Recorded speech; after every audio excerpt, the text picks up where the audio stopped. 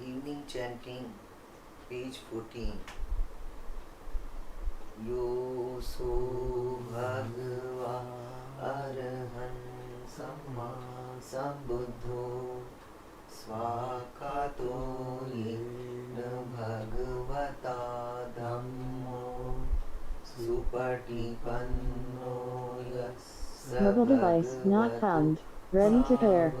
sangho tamayam bhagavantam sadhammam sasangham imehi sakkari yatha arham aropitehi abhipujayama sadhuno banti bhagava suchira parinibbutopi pachima janatanukampamanasa ime sakari dugat panakara bhuti patiganhatu amhakam divratam hitaya sukhaya arham sama sambuddho bhagava buddham bhagavantam abhivadi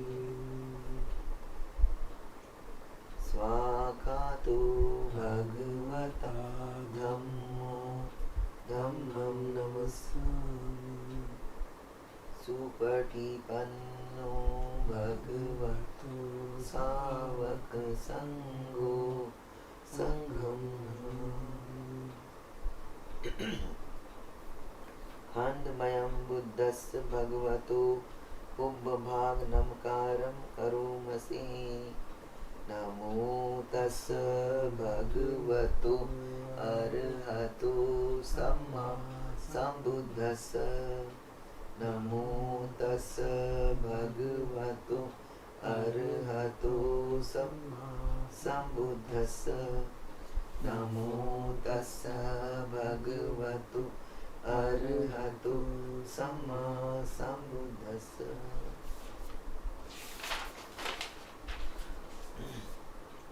handmayam buddhanusatinayam karomasi tam khopana bhagavantam evam kalyano kiti saddo abhuggato iti piso bhagava arham samma sambuddho vidyacharan sampanno sugato lokavidu anuttaro purusha dhammasar satta deva manussan buddho bhagavati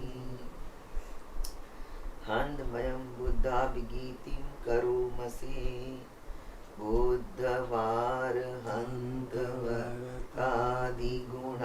गुणाभियुतो शुद्धाभिज्ञान करुण हि समागततो बोधेसियो सुजनतं कमलं वसुरो वन्दामहं तमर्णं शिरसा जिनेन्दम् बुद्धो यो सर्वपाणिनं शरणं हेममुत्तमं पठमानुसतिष्ठानं वन्दामि तं शिरेणं बुद्धस्सास्मि दासीव बुद्धो मे सामिकीसरो बुद्धस्सहं नियादेमि शरीरं जीवितं चिदं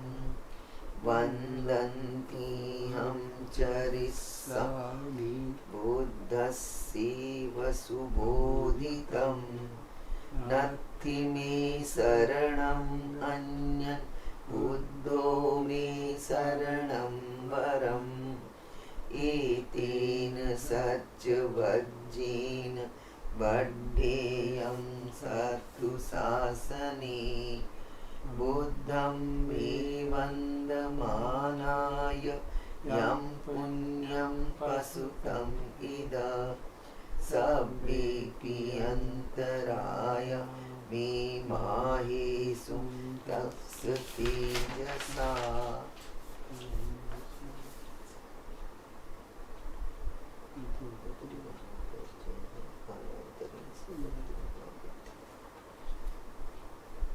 देखो sir message से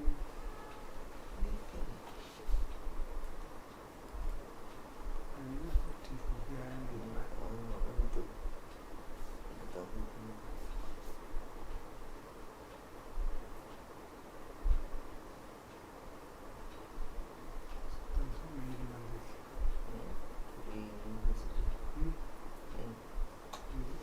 ठीक है ये मैसेज भक्ति का रेसिटेशन तिखाना वर्सेस क्या लिखा हुआ वो तो मैंने लिखा हाँ वो नहीं है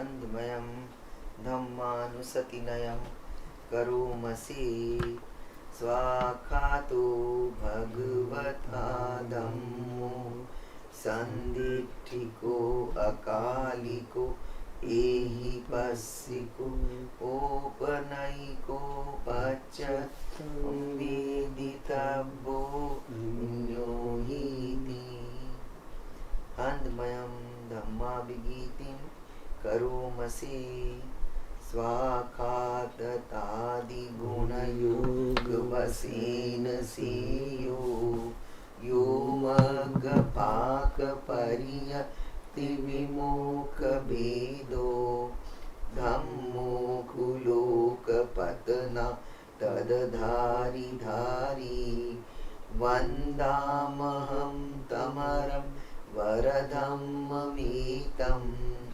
धम्मो यो सर्वपाणिनं शरणं खेममुत्तमं द्वितीयानुसतिष्ठानं वन्दामि तं शिरेण धम्मस्सास्मि दासीव धम्मो मे सामिकीसरो धम्मस्सहं नियादेमि शरीरं जीवितं चिदं वन्दन्तीहं चरिष्यामि धम्मस्यैव सुधम्मतं नत्ति मे शरणम् अन्यं ब्रह्मो मे शरणं वरम् एतेन सज्जवज्रेण बद्धेयं सत्तु शासने धम्मं मे वन्दमानाय यं पुण्यं प्रसूतम् इद सभ्येऽपि अन्तराय मे माहेषु तस्य तेजसा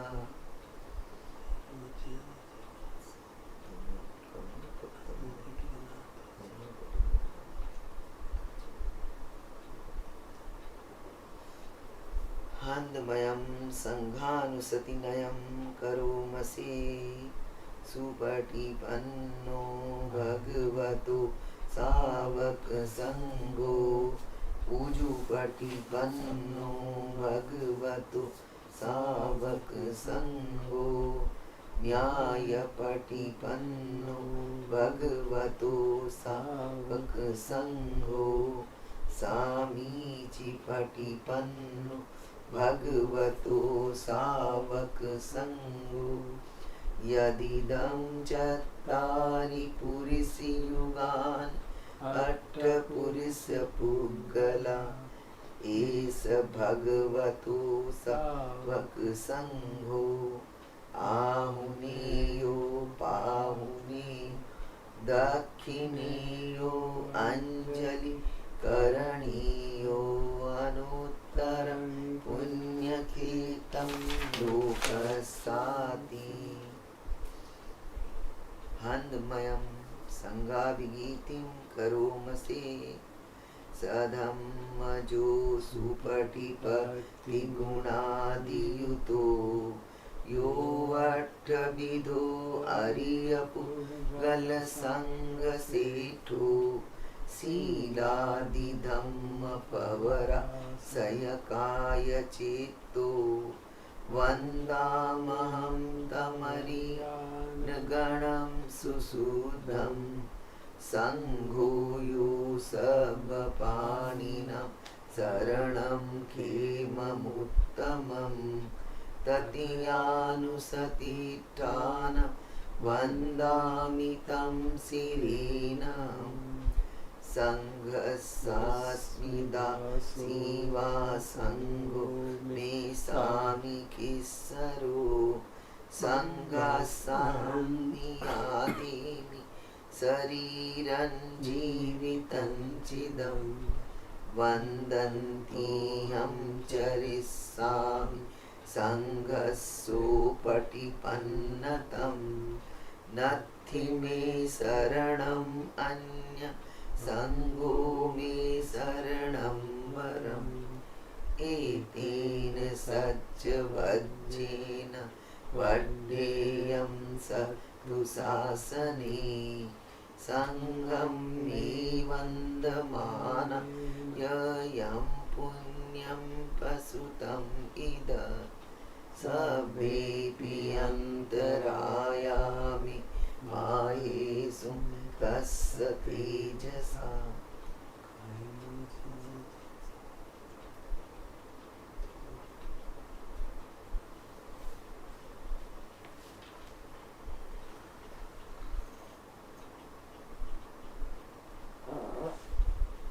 अब हम तिलकन की गाथाएं पढ़ेंगे। कौन सा 58 है 58 लिखा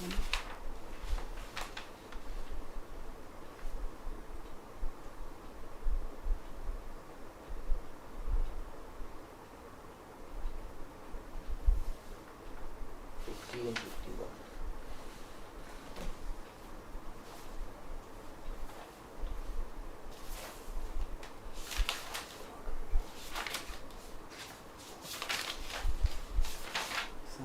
श्रीलक्ष्मण गाथा है संतर से पढ़ सकता संतर से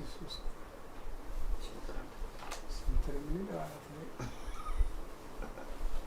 पेज 50 त्रिलक्षण पर गाथाएं हन्दमयम तिलक्षण आदि गाथायो भणामसे हिंदी चक्कर। आइए हम त्रिलक्षण पर गाथाओं का पाठ करें। सब्बे संखारा अनिच्चाति यदा पय्याय पश्यति अथ निबिन्दति दुःखे एषमग्गो विशुद्धया। सभी संस्कृत बनी हुई चीजें अनित्य हैं।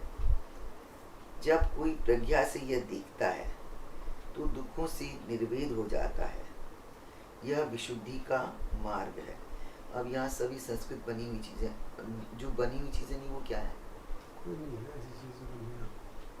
सब बनी सिर्फ एक निर्वाण निर्वाण। हाँ वही मेरे को भी जो अवेयरनेस अवेयरनेस है। हाँ सब्बे संखारा दुःखाति यदा पय्याय पश्यति अथ निबिन्दति दुःखे ये समग्रो विशुद्धिया।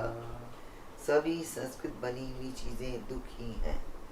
जब कोई प्रज्ञा से यह देखता है तो दुखों से निर्वेद हो जाता है। यह विशुद्धि का मार्ग है। सब्बे धम्मा अनात्ताति यदा पय्याय पश्यति अथ निबिन्दति दुःखे ये समग्रो विशुद्धिया। सभी धर्म अनात्म है। जब कोई प्रज्ञा से यह दिखता है तो दुखों से निर्वेद हो जाता है। यह विशुद्धि का मार्ग है। अपकाते मनुष्येषु ये नहीं, इसमें नहीं है। अपकाते मनुष्येषु ये जना। तीन लक्षण होने चाहिए। 3 हो गए ना? धम्मा अनत्ता नहीं पढ़ा ना? पढ़ दिया। धम्मा नहीं पढ़ेंगे। धम्मा अनात्ताति यदा पय्याय पश्यति अथ निबिन्दति दुःखे ये समग्रो विशुद्धया। सभी धर्म अनात्म है। जब कोई प्रज्ञा से यह देखता है तो दुखों से निर्वेद हो जाता है। यह विशुद्धि का मार्ग है। अपकाते मनुष्येषु ये जना पारगामिनो अथायम इतरापजा तीरम एवानुधावति। बहुत थोड़े ही ऐसे मनुष्य हैं जो भवसागर से पार हो जाते हैं। अधिकतर लोग तो इसी तीर पर दौड़ लगाते रहते हैं। ये चखो सम्मद अखाते धम्मे धम्मानुवत्तिनो ते जना पारम एसन्ति मच्युधेयं सदुत्तरम। जो ठीक तरह से आख्यात किए गए धर्म का अनुकरण करते हैं वे लोग अति दुस्साध्य मृत्यु के क्षेत्र से पार हो जाते हैं। कर्णम धम्मं विपहाय सुखं भावेथ पंडितो ओका अनोकम आगम विवेके यत्थ दूरमं तत्राभिरतिं इच्छेय हित्वा कामी अकिंचनो। कृष्ण धर्म त्याग ज्ञानी शुक्ल धर्म को भावित करते हैं। दुष्कर एकांत में रहते हुए बाढ़ से निकल थल पर आ जाते हैं। अकिंचन बन कामनाओं को त्याग ऐसे आनंद की इच्छा करनी चाहिए।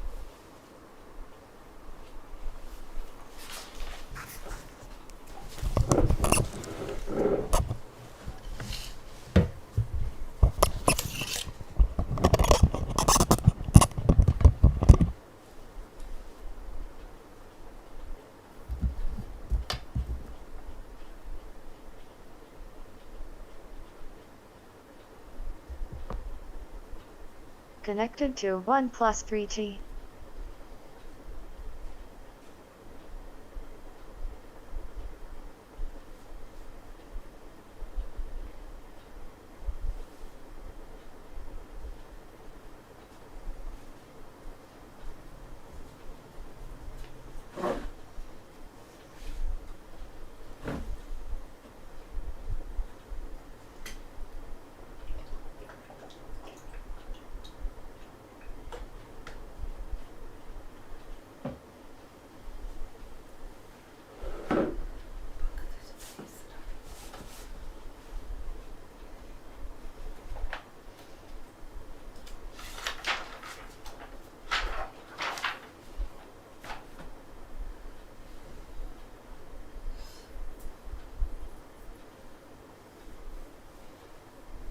Now we listen to the discourse by Mr. Rodney Smith on application of discernment, part of the Satipatthana series.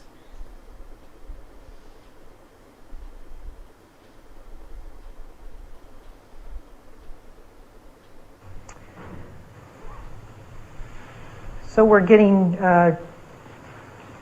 close to the end of this series, which will finish the year out, but nevertheless, I think this is, after tonight, there'll be only 2 other talks. And for those of you who are new or relatively new to this series, or to meditation itself, it may feel a little bit like a drowning experience. Because we've been on this topic for a couple of years, and so many of the people here that you're sitting beside are very used to the themes and the meanings of the different words that I'm going to be offering, but you may not be. And the point I would make is for you not to be discouraged by whatever you hear, like you're out of your depths, like walking into a graduate physics course or something where you're saying, oh my God. Actually, if you had heard the definitions all along the way, you would feel very comfortable, quite likely by now. But the point is that just let your pores open and just say, just be curious about what you hear rather than frustrated about what you don't understand. And I think that this could have a beneficial effect no matter how or when you began your meditation. And so tonight we're again exposing the theme of the 4th foundation of mindfulness, and this particular talk is entitled The Application of Discernment. The Application of Discernment. And what I'm going to do, because in the 4th foundation, if you read it, it just gives you a whole series of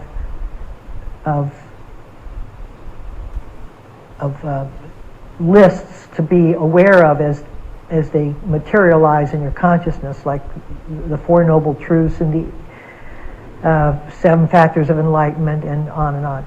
So tonight I'm going to bring one of those lists up, and we're going to make a contact or make a connection with the discernment that we've already talked about. We're going to meet it with a discerning mind.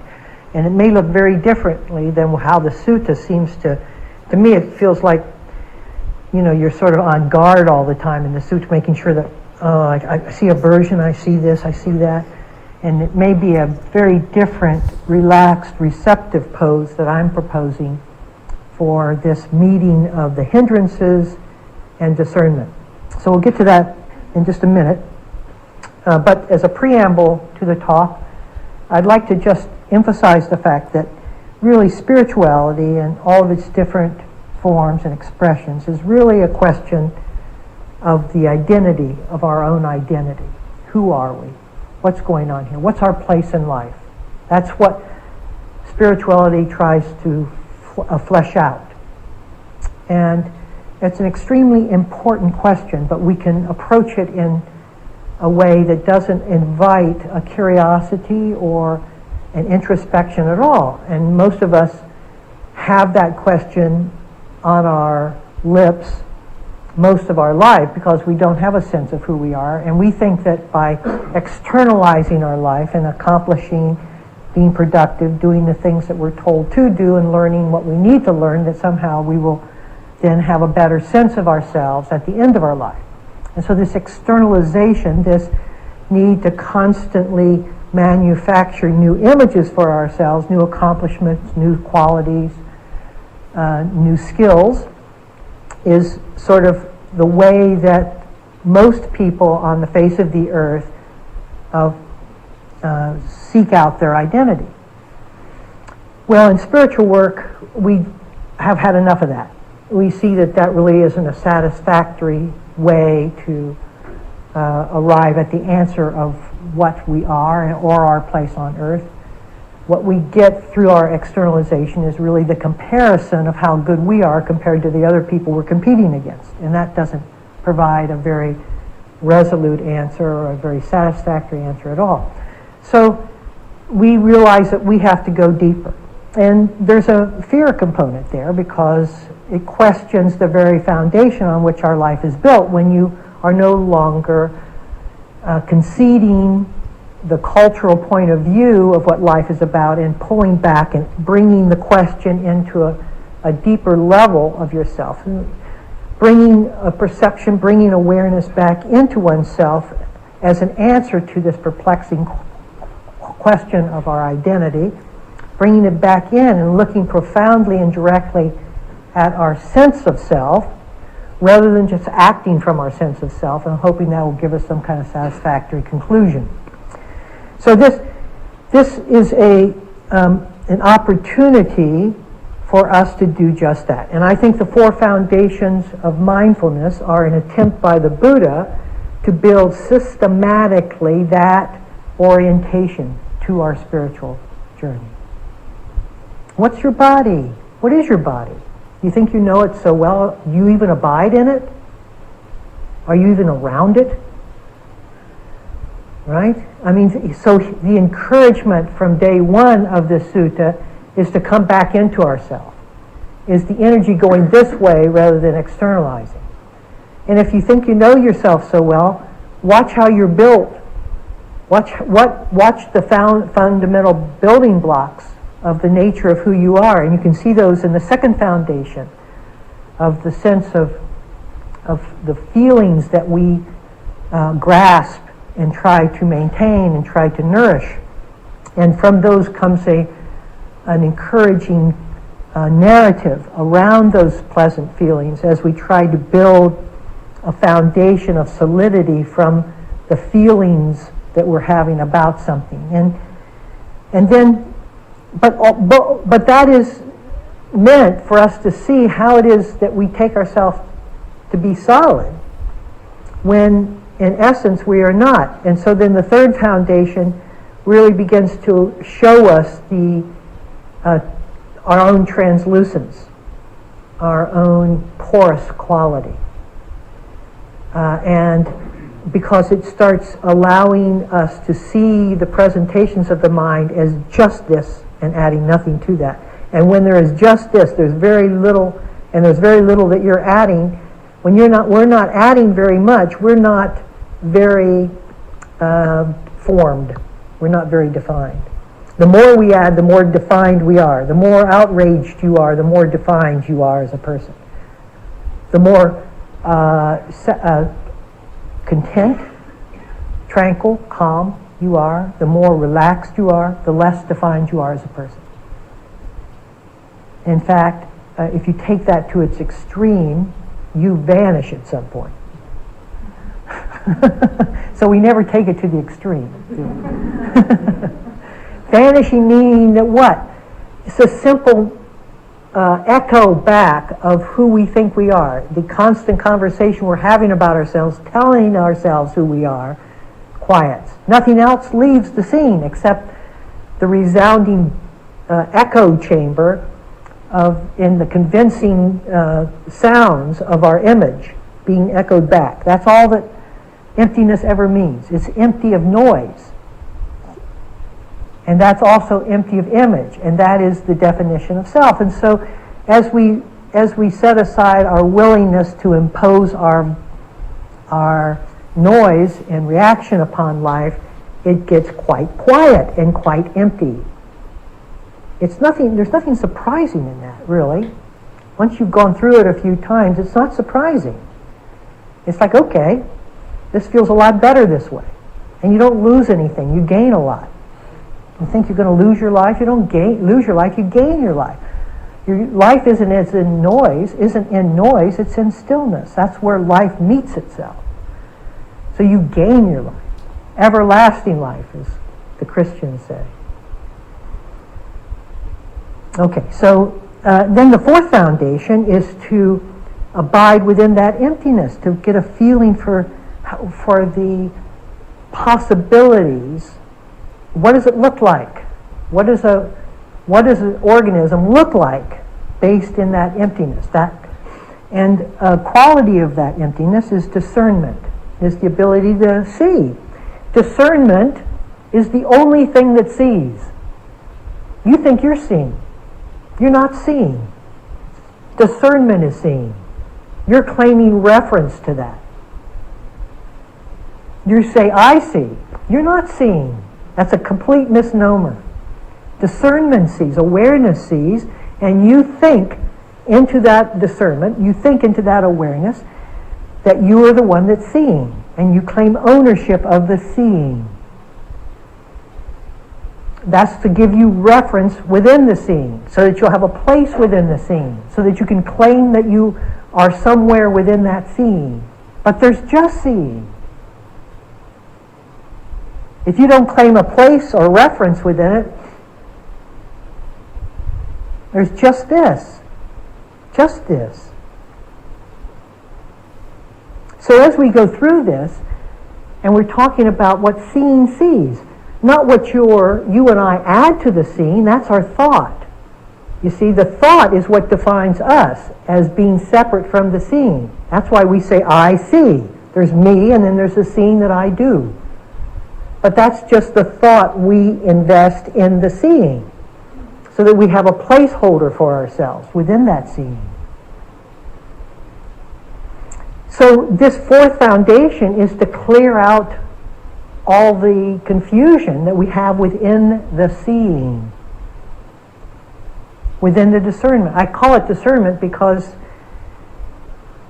it discerns. It's not like, there's wisdom. The wisdom of life is there.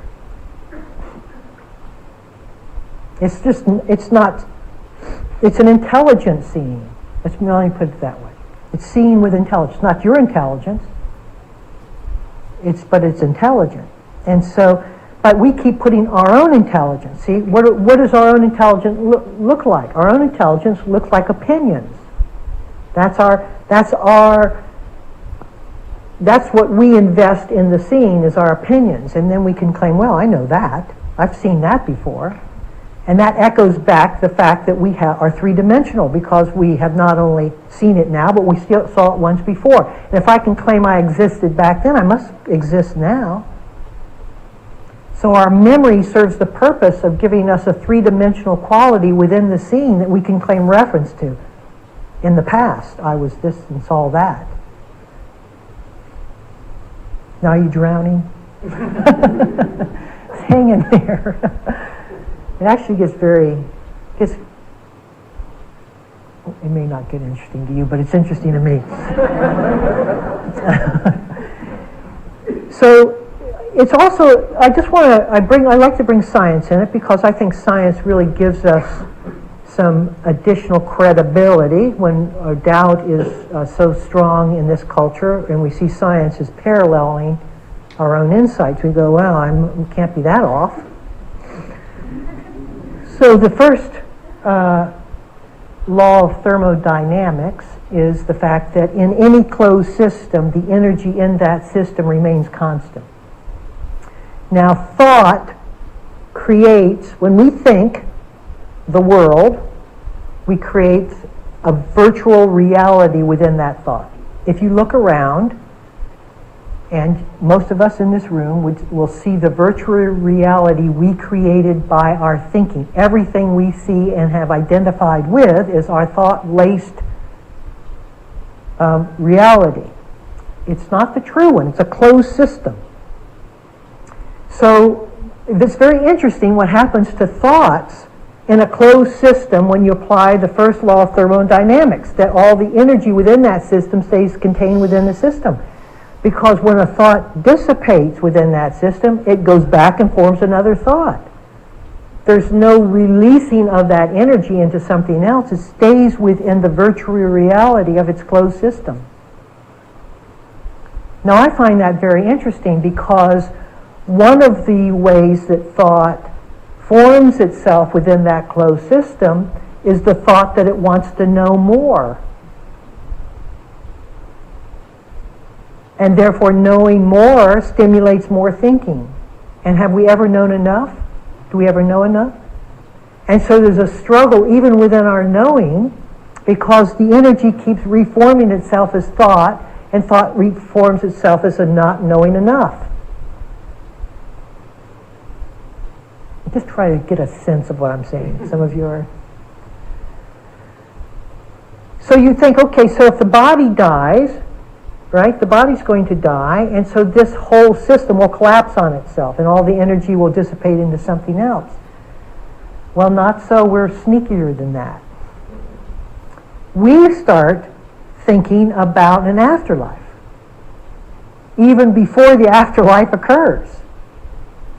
And then I intuitively feel that as the body dies, the thoughts that we have created from this side of death continue on, because it still remains a closed system, and the consciousness continues on the other side.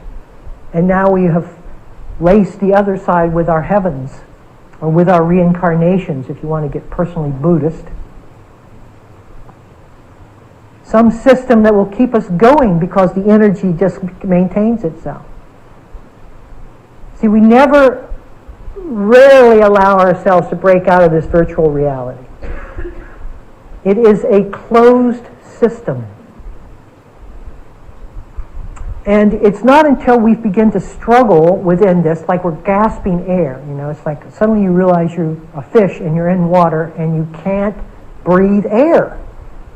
And you start going to the surface, that you break out of this. And so what insight are small openings within this virtual reality. But unfortunately, after we have the insight, we form thought about it, comes back into a closed system, and regenerates more thoughts that we just had an insight.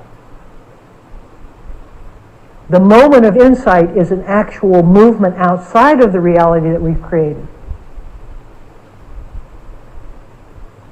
But the thoughts that then assume an elaboration of that insight take you right back in to the virtual reality. And there we are again. So we won't let ourselves leave. There's no one pinning us in. There's no one chaining us to it. We refuse to move out of this virtual reality because, quote, our lives, meaning our lives of thought, are at stake. Now, a serious practitioner at some point has to reach the willingness to be quiet. They have to come to that, because that's the only way this system decomposes or implodes or whatever. Because it's sustained with thought. Once thought's energy is no longer invested in more thinking, which just feeds upon itself, as I've mentioned, then the energy itself explodes outward into a different paradigm completely, into the sacred. Not into this anymore. I mean, you can still enter this view, but it's not the predominant view you wish to dwell. Because it's like jail. So this sense of discernment is an extraordinarily important one. And knowing that discernment is the thing that sees, and discernment that sees, the seeing, is absolutely quiet. Okay, follow this, please. So if you invest in the seeing, you will be quiet. If you invest in what you see, in the elaboration of what you see, you'll be noisy. You'll be these are the reality shifts.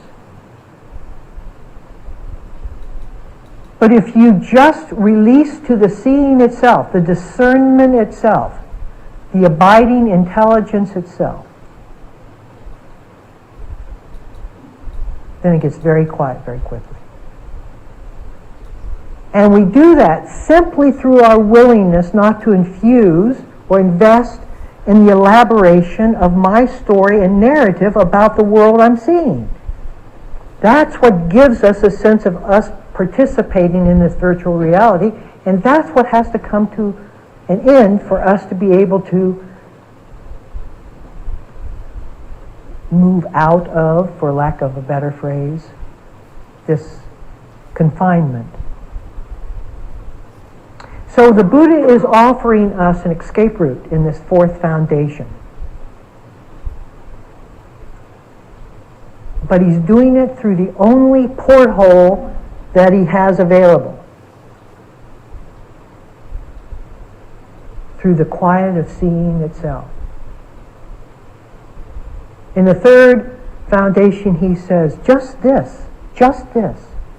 When you see something, it's just this. Don't elaborate on it. Don't say anything about it. Let it be just what it is. Add nothing to this moment. Add nothing to this moment.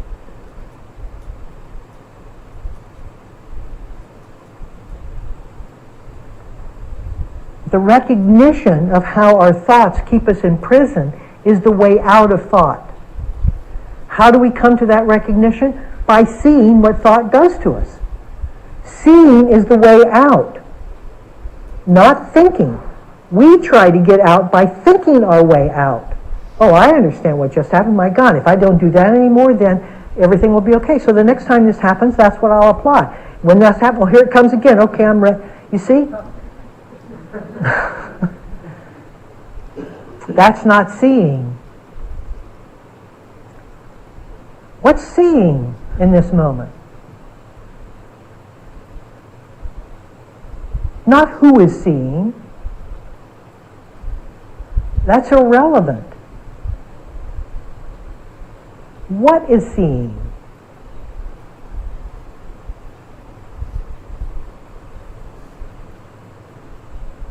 And you can hear the quiet in the room as that takes hold.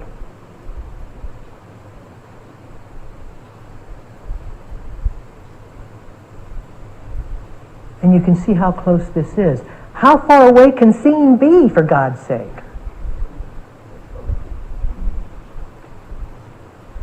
It's almost comical, isn't it? How we chase and pursue the sacred when it's as close as the seeing itself.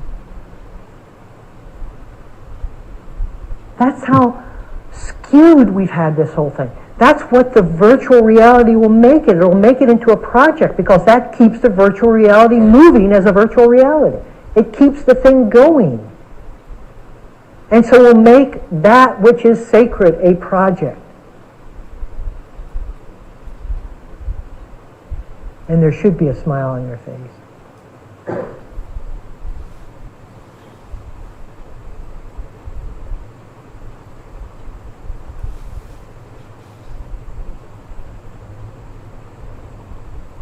So at some point there's a sobriety test here. You want to keep thinking? Keep thinking. Nobody's doing it to you. You can just keep thinking all the way around. If you think you can think out of your thoughts, think your way out of your thoughts, have a go. I'll catch you on the next round. But if you're tired of that, I mean deeply fatigued, not just irritated at it, but deeply fatigued by it, then there's a different way out of this thing. And that's the point of all spiritual work. And it is an identity crisis. Because our identity as we know it is only carried within this virtual reality. It is not carried in silence. Life is carried in silence, not an image. An image is a thought about life. It's not life itself. Life itself is carried in silence.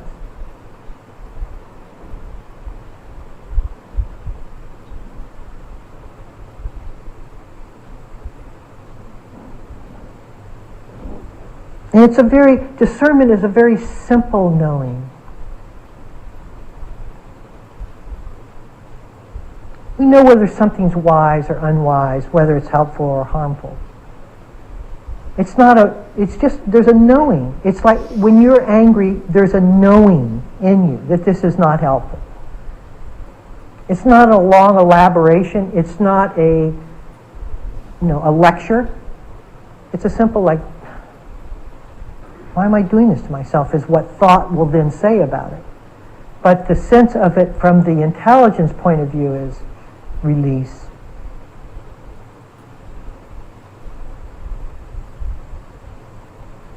Very simple knowing, a very simple, the simplest thing.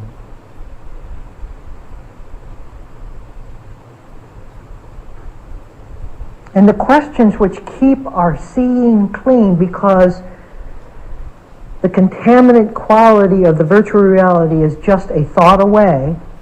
So most of us who have lived and abided within thought for as long as we've been alive, it's very difficult to know whether we're seeing from thought or we're seeing from the intelligence of discernment, and that's very confusing.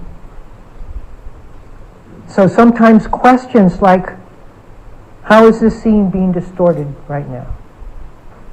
A question like that gets us very quiet very quickly. Because how is this scene being distorted takes us to the quiet so that we can see the distortion. So asking that question sets us up as a way to actually be able to see the distortion, which means the discernment, the seeing is seeing the noise. So that's the side we want to be on. We want the seeing to see the noise. We don't want the noise to be determining the seeing. Get that?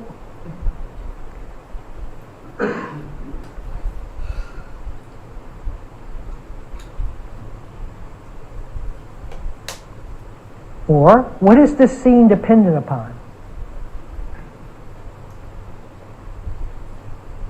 Is it dependent upon a good, nice feeling? What is it dependent upon? Is it dependent upon somebody else's authority or my own opinions? You see, again, we have to get very quiet to see what is leaning up against it.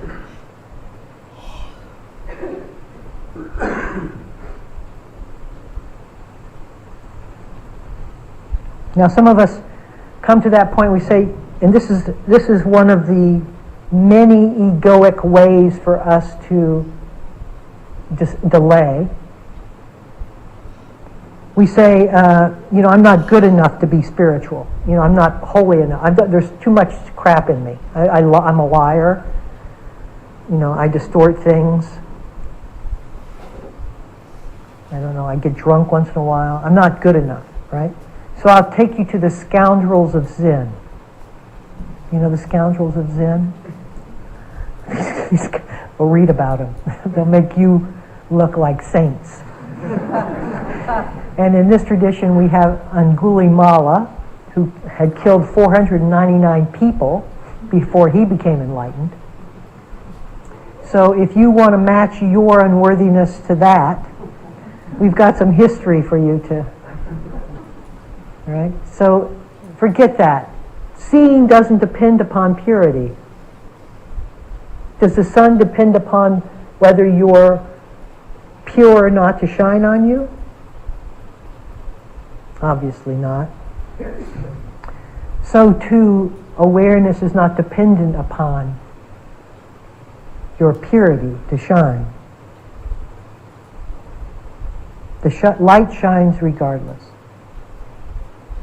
But the problem is that if we are too selfish in our life, too self-concerned in our life, the view and the intention of our life blinds us only to our thoughts about life. That's the problem. Because selfishness requires a lot of drama. A lot of the echo chamber coming back to recertify that I'm around, that I can be selfish. It's a recertification of my place on earth, selfish as it may be. And so that view and intention keeps us in place. It's the view and intention that keeps us in place, not the selfishness.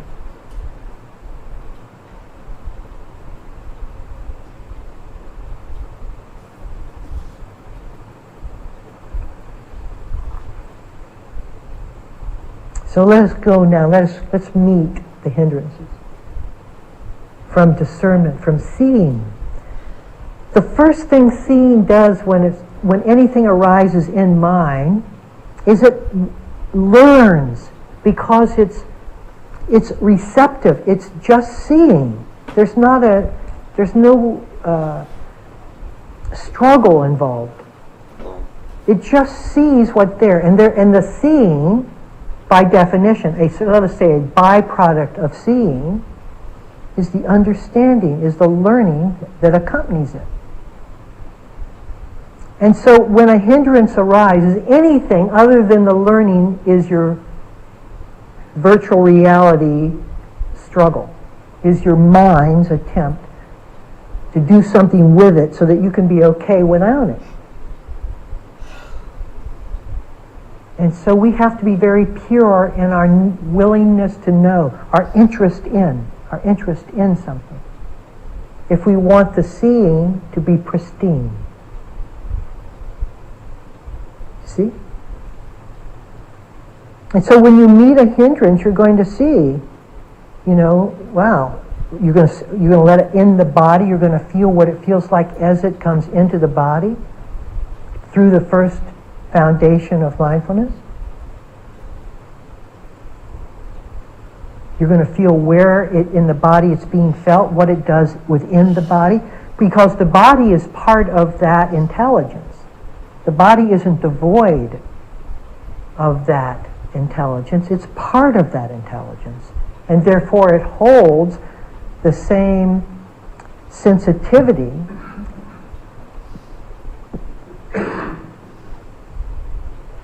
some traditions call the hindrances sin. As soon as you have that relationship to it, you have a grouping. You can be assured anytime there's a grouping and moralism and righteousness at play that you're in the wrong reality. You can be assured of that. That your reality is fractured like a china dish or Humpty Dumpty. It's been shattered.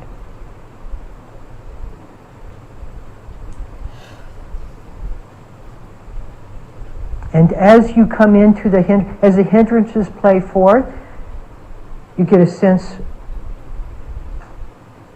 of the mind's looking for a good and bad solution to it, and you just let that go because the discernment knows that any groupings of good or bad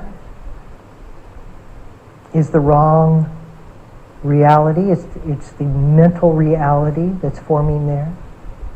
It just knows that. It's a very simple knowing. It's a knowing. It's a very simple knowing. Something just happened there. Right? It's that simple of a knowing. It's not like a hand just went through air and no, it's just that. That very simple knowing. And we begin to see, we learn that when there is a hindrance, an obscuration of mind, and we start forming around it, collecting ourselves around it. The only way we can collect around it, the only way we form around something is through words. We create a narrative about something. That's how we form around it. That's how we include it within our life. We include it within the story of our life. And so we tell ourselves something about it. I can't have this in my life. This is no good for me. You see? Left alone, it isn't a part of your life. We make it a part of our life through the story we're saying about it. And discernment sees that. And it leaves it alone. Listen to what it does. It sees and it leaves it alone. It sees just this.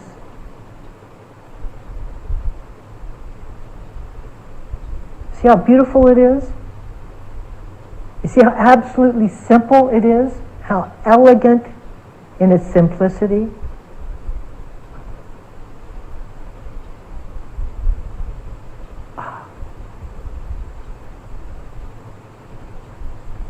But we we also see what having a hindrance does for me and my story, what it does to build upon me. Oh, just like the poem I read,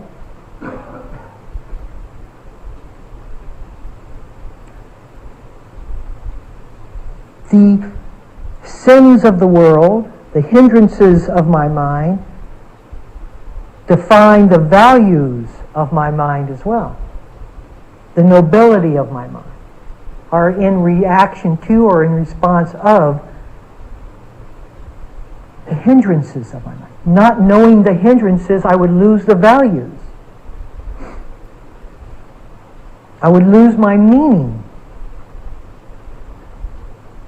Because the hindrances give me meaning. I have to overcome this nobility. It gives me all of that sense of, it defines the sense of me and the purpose of why I live. It gives me hope for a better me. Because look at the trash of the me that's here in the middle of the hindrance. And the discernment sees that. Discernment sees that. What does it do? Nothing.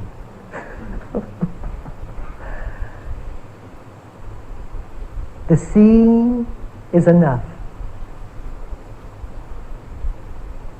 And what begins to develop so beautifully, that this is where this comes from.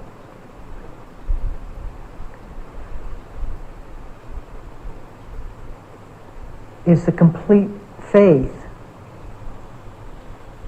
with it, the faith for and with that seeing.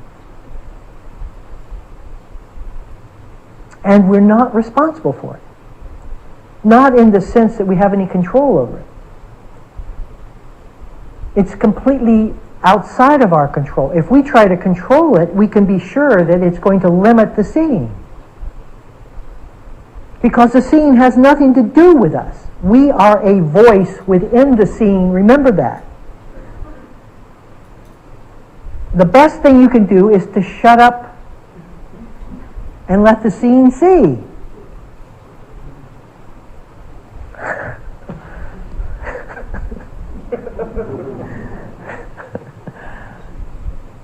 See, the doors get closed on us.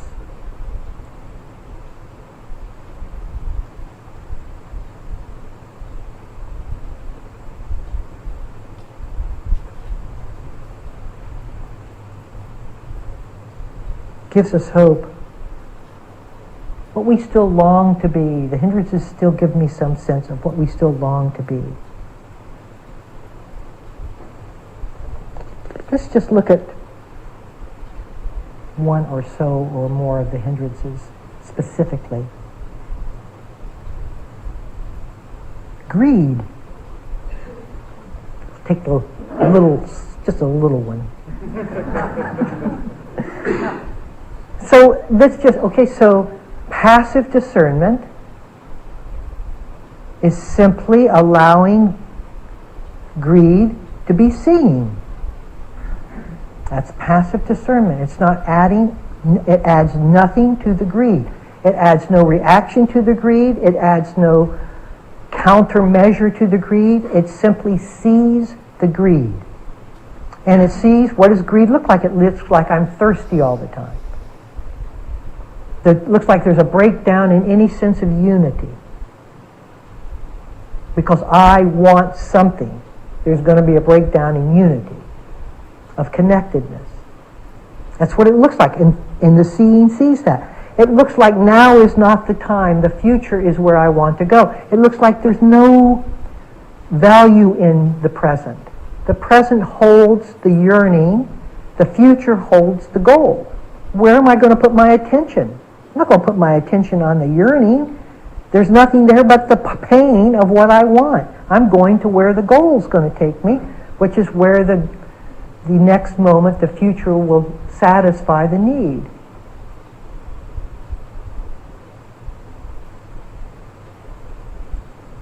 This is all seeing.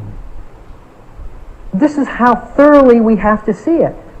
Not we, that it has to be seen. It has to be seen this thoroughly. We have to get out of the way so that discernment can see this thoroughly. You see, if we're in a struggle, I'm greedy again, God, non-attachment, what do I need to bring to non-attachment so the 10,000 ways that we inhibit clear seeing through our practice,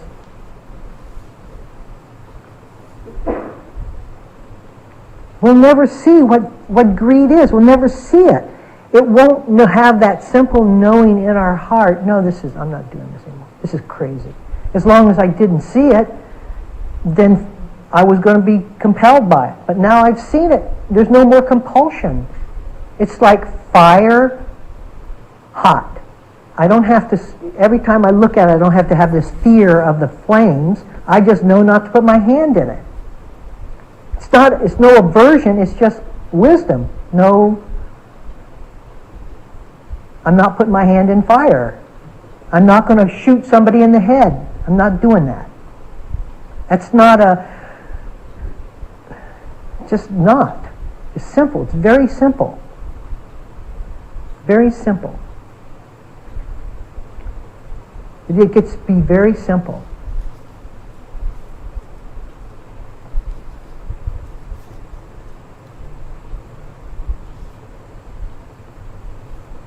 And so this is how it looks as it comes back, and we feel the greed, okay, in the ground of our body. Now, the beauty of this is twofold. First of all, we've embodied the greed, so it's the fear, we're not keeping it out away from us, turning away from it, trying to avoid it. We're letting it consume. Come on in. And now it's grounded. It's like a trap door, because as soon as it gets into your body, it's grounded, which keeps us flying, the thoughts from just flying in the direction that they would like to go, which is future, what I'll do when I get whatever I want. So now it's grounded. Beautiful, actually. That's first foundation. And then in the quiet of that ground, it sees the pleasure of the thought of where it would like to go. And within the ground of the body is completely stationary in the present. So you have the present now denying the thought-filled future. The present and the future cannot coexist, in the sense that you can't believe in the future and live in the present. Because to live in the present, you see the thought also comes from the present. And so this desire simply has nowhere to go when we are looking at desire rather than acting from desire. A little bit of sense did that make?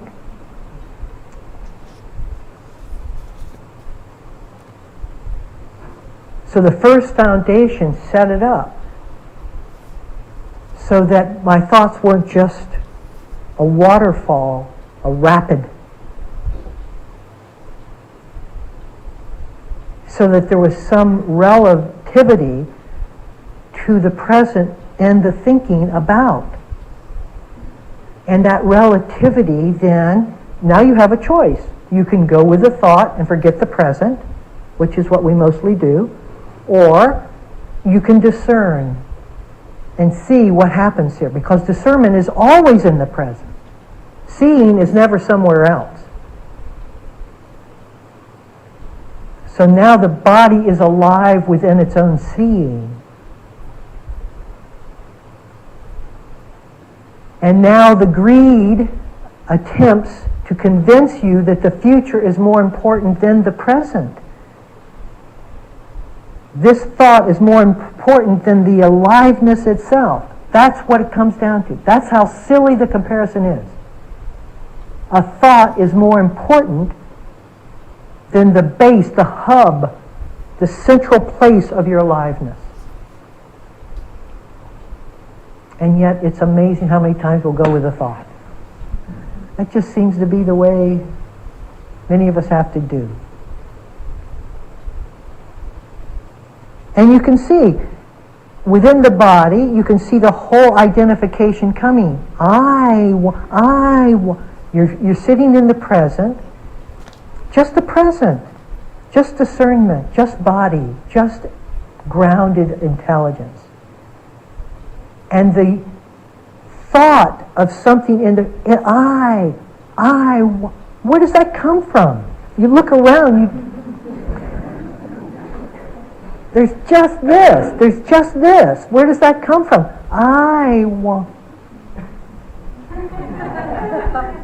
And discernment sees that. And when it's seen, once seen, forever seen.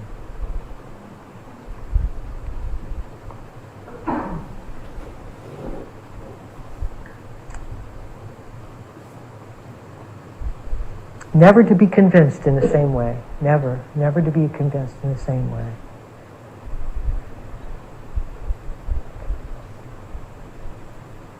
We have to ask ourselves, because many of us are at odds with ourselves. We're not fully embodied. We don't believe in anything but our own will and strength and volition. And that's when we bring in skillful means. We'll call in skillful means, ways to balance the energies, to keep ourselves in place so that a little bit of seeing can happen, so that the firefly of light can show us what is there. Just a flicker, but it's a flicker. And a flicker is a flicker. It's better than none at all. And so whatever ways but the thing of it is we get so dependent because the sense of self then claims ownership of that flicker of light. And it says, well, I did that. Boy, watch what I can do the next time. And it builds its whole practice around the strength of its own volition. When it was the seeing that saw.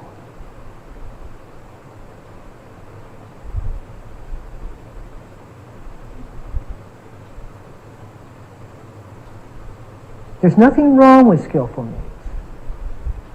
It's just few people ever relinquish it. Because it's so inviting. We can maintain our power and seemingly advance forward. And we love that. Because now we've got the muscle of our own will and the accomplishment of our own insight.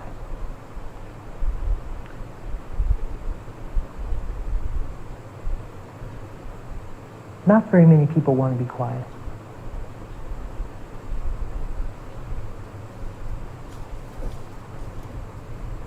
Not deeply so.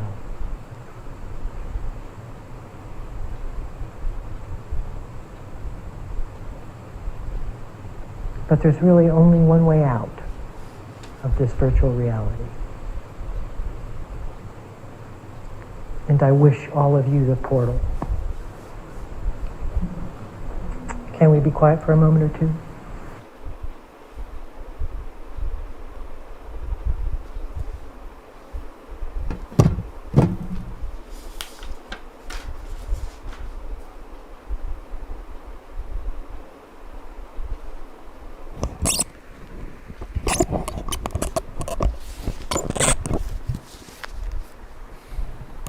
संक्षेप में इसका प्रवचन का सारांश प्रस्तुत करते हैं।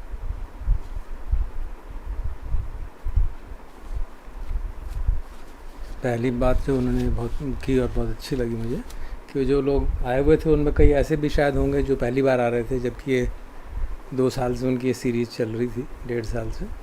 तो कहते हैं कि कोई बात नहीं, जो भी आप सुने उसके बारे में उत्सुक रहिए, और जो समझ नहीं आता उसके बारे में फ्रस्ट्रेट मत रहिए, उसको भूल जाइए।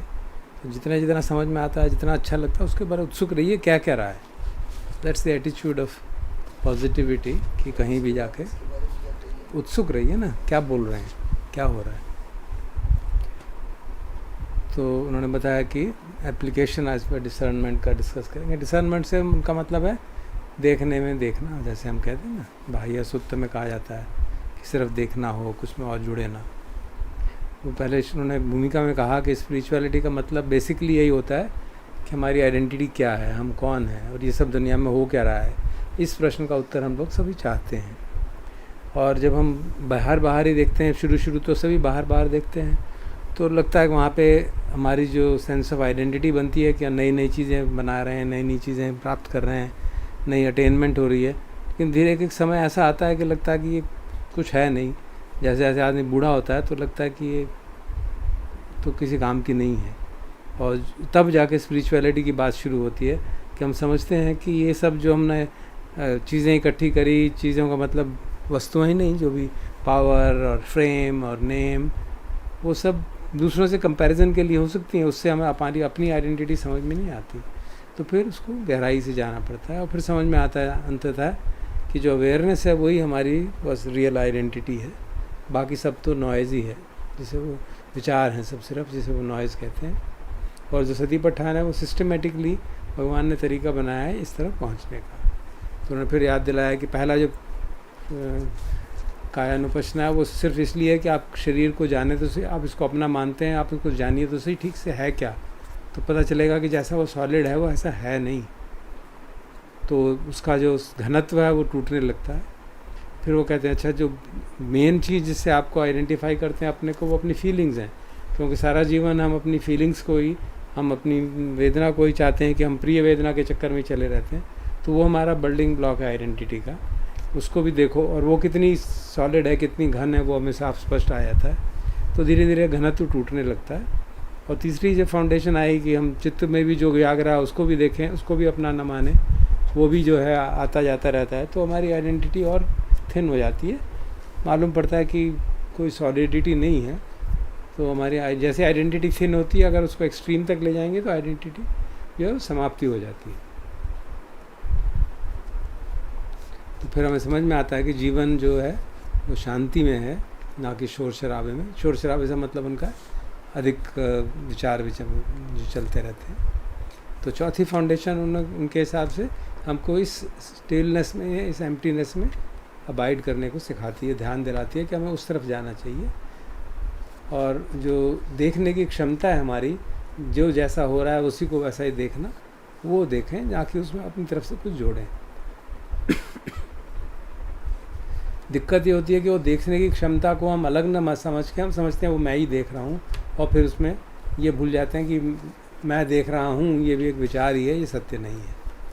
फिर उन्होंने विज्ञान के माध्यम से कुछ बात समझाने की कोशिश की जो हमारे लिए आवश्यक नहीं है, क्योंकि हम समझते हैं किस तरह से अगर हमारा संस्कार रहेंगे, उसका अपना मोमेंटम होता है और वो अगला जन्म देगा ही। तो वो बात को उन्होंने विज्ञान से समझाने की कोशिश की। मुझे लगता है उसको हम अभी पुट ऑफ कर सकते हैं।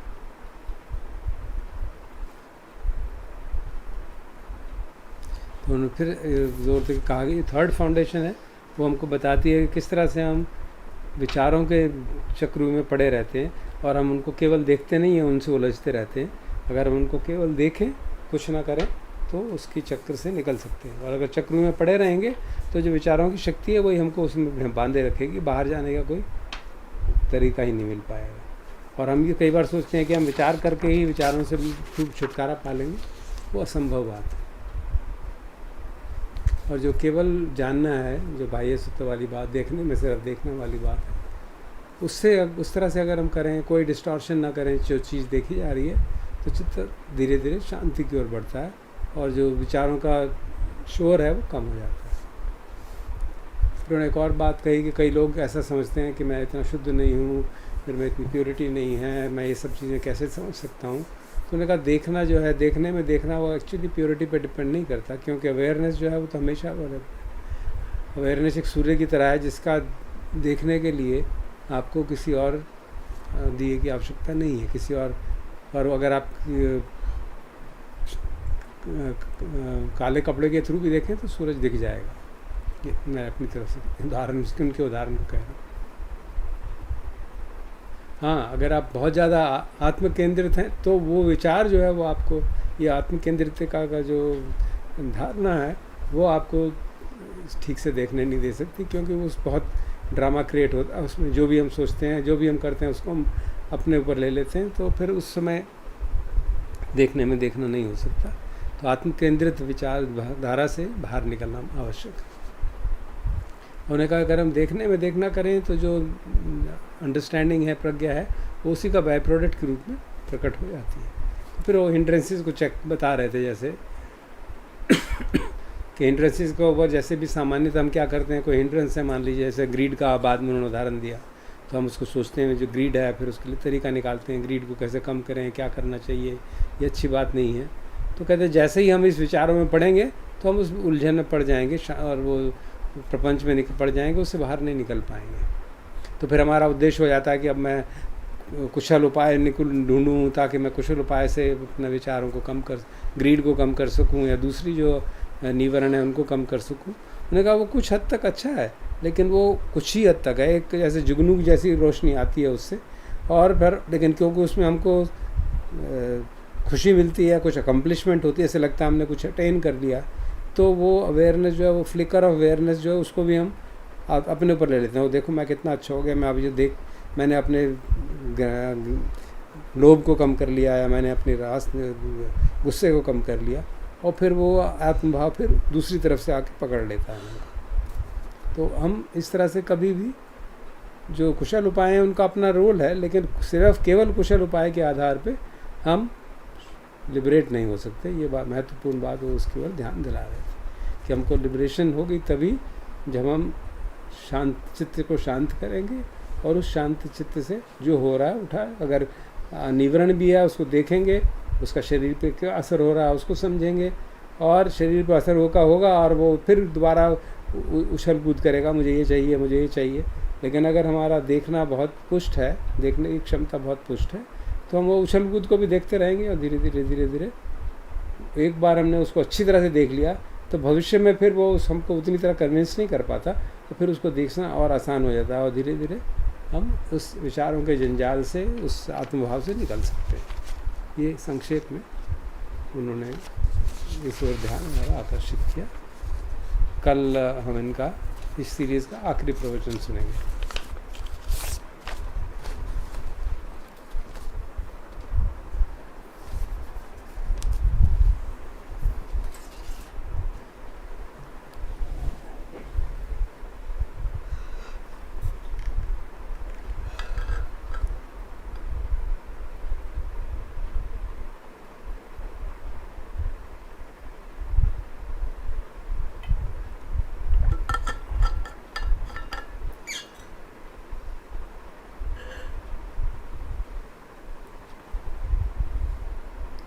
तो आए अब हम मेत्ता भावना का अभ्यास करते हैं थोड़ी देर।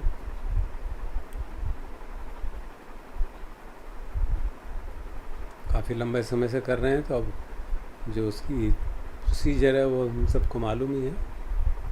मैं केवल चैंटिंग करूँगा, रुकूँगा, चैंटिंग करूँगा, रुकूँगा, और हम रुकने के समय पे क्या करना है वो भी हमें मालूम ही है, किस तरह से विजुलाइज करना है और किस तरह से अपने चित्त के भावों को शरीर पे प्रकट होते हुए देखना है, और फिर शरीर में व्याप्त करना है धीरे धीरे।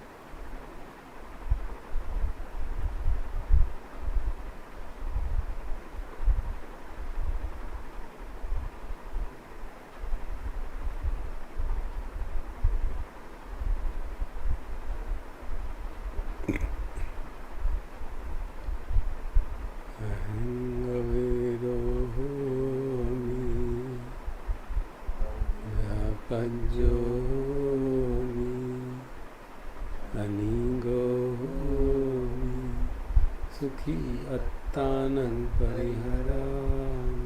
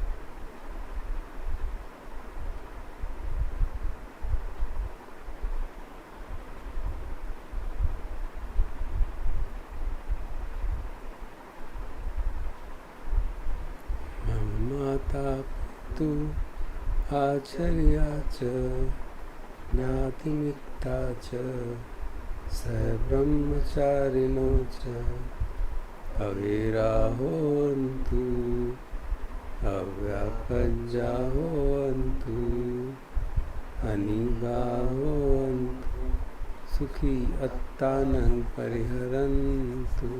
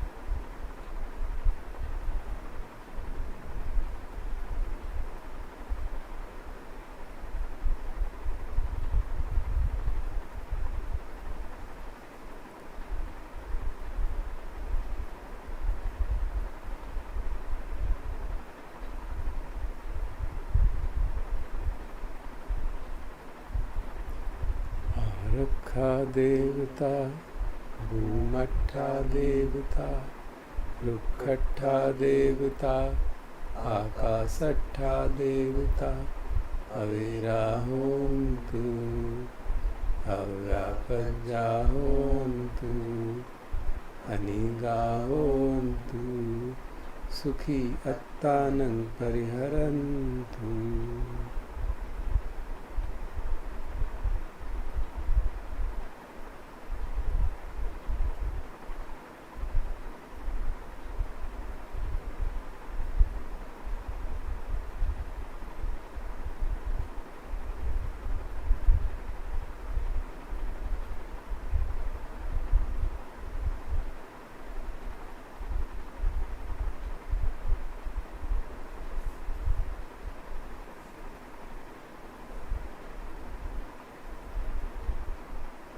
समस्त प्राणियों के प्रति बगैर किसी भेदभाव के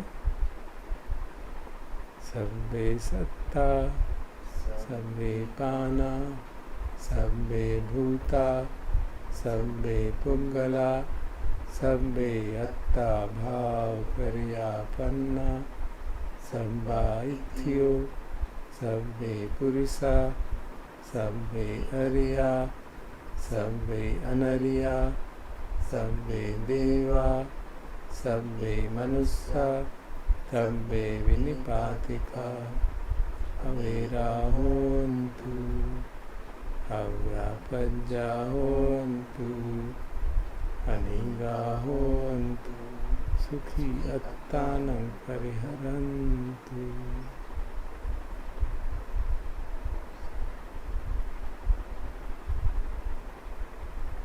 मैत्री की तरंगों को शरीर में व्याप्त करके दसों दिशाओं में उनका फैलावन का काम करते हैं। थोड़ी देर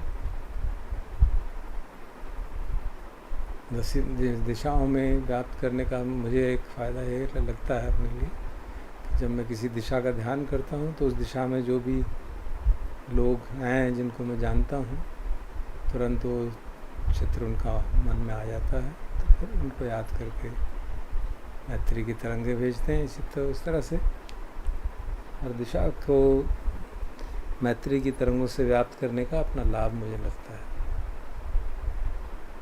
आप भी करके देखिए।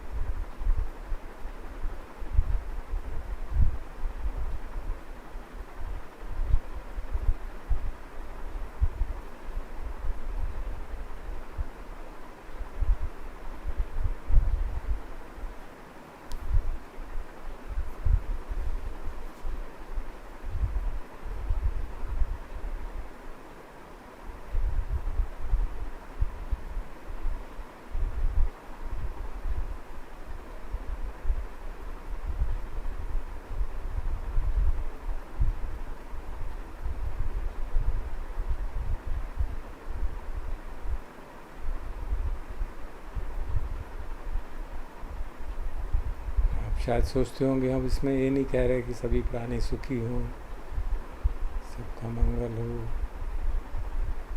आप देखेंगे जो शब्द इस्तेमाल किए गए हैं वो ऐसे हैं जिसमें ये भाव अंतर्निहित है।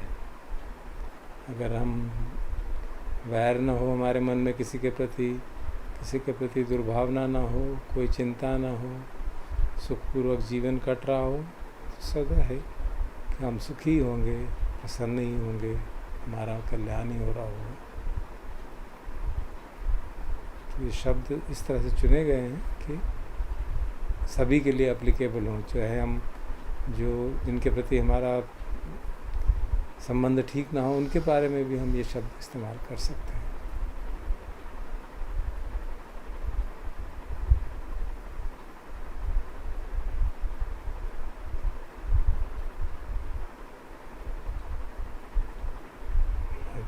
सहगतेन चेतसा एकं दिशं परित्वा विहरति।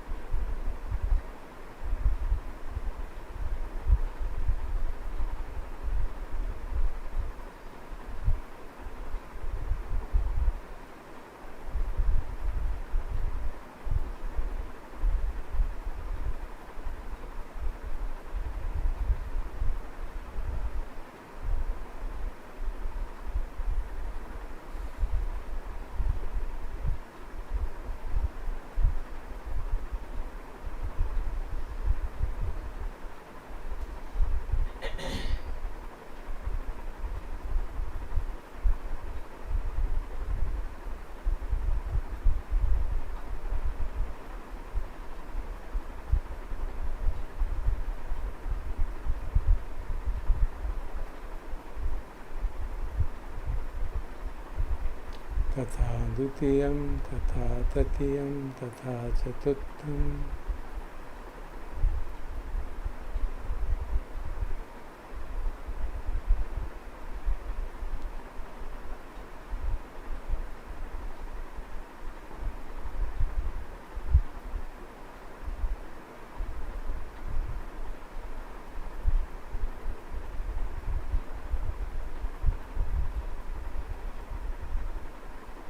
ऊर्ध्वं अधोतिर्यं संवति संवत्सरताय।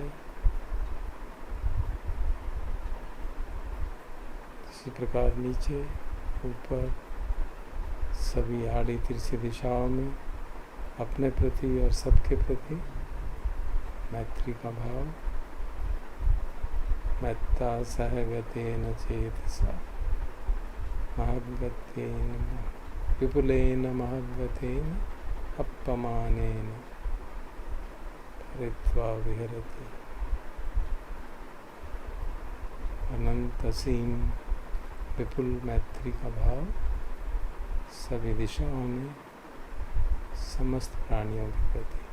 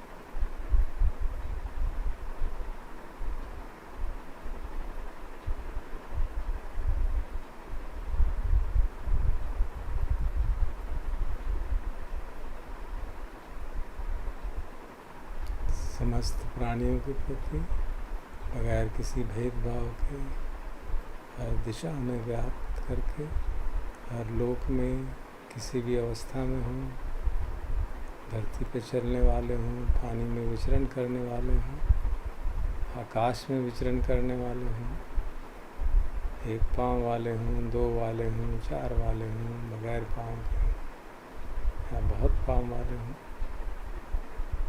सभी प्राणियों के प्रति निर्वैर, निर्द्वेष, चिंतामुक्त अपना संरक्षण सुखपूर्वक कर पाएँ, ऐसी मंगल मैत्री।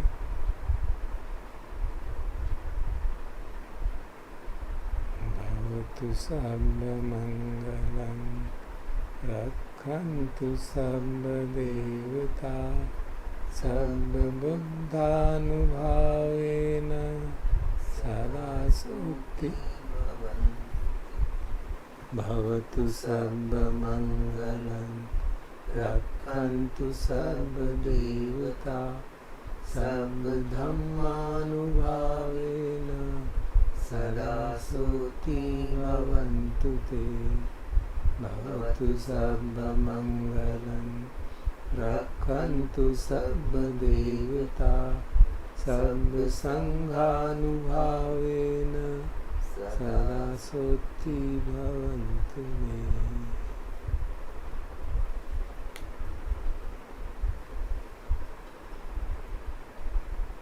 अरहं सम्मा सम्बुद्धो भगवान् बुद्धं भगवन्तं अभिवादे।